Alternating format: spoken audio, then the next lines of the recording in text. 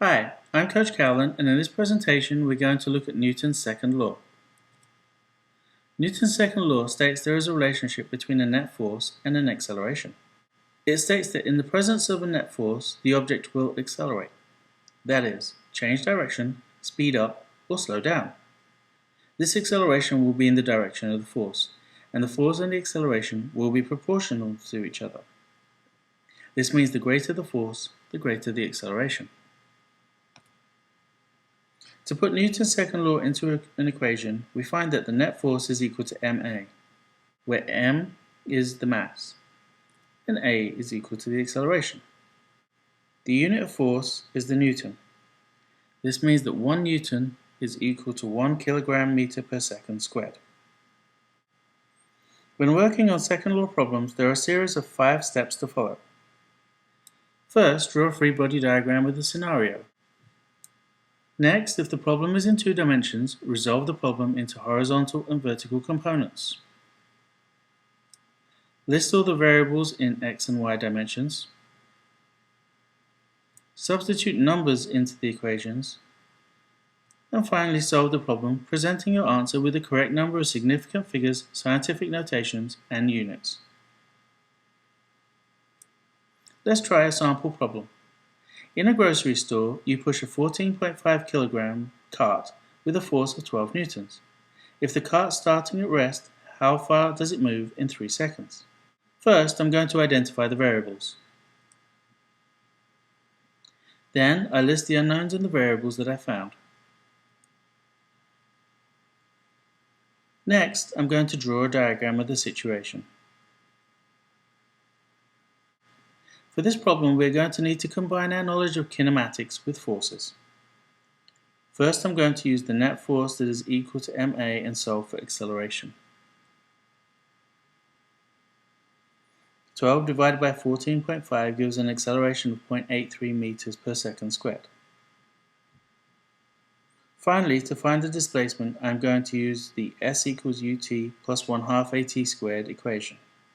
Because the initial velocity was 0, the equation simplifies to 1/2 at squared. Plugging in the variables, I find that the displacement ends up as 3.7 meters. If a book is sitting on a table, what forces are acting on it?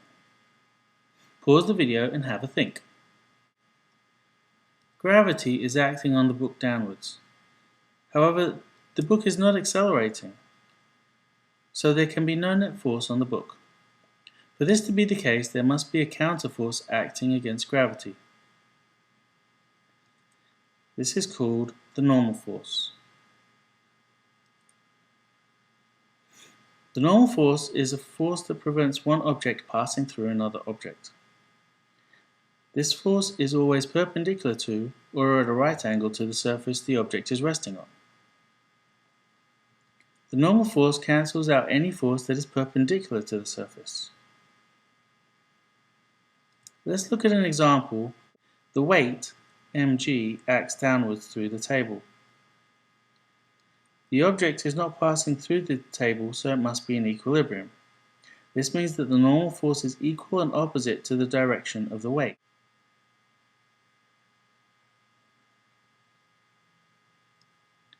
This time, the table sits at an angle of theta above the horizontal. The weight still acts vertically down, but the normal force acts perpendicular to the table, at an angle of theta to the vertical. Resolving, we find that n is equal to mg cosine theta. There are certain circumstances where the normal force is totally unrelated to the weight. For example, if the surface is perpendicular to the horizontal. In this case, the normal force is perpendicular to the wall, which is in the horizontal direction.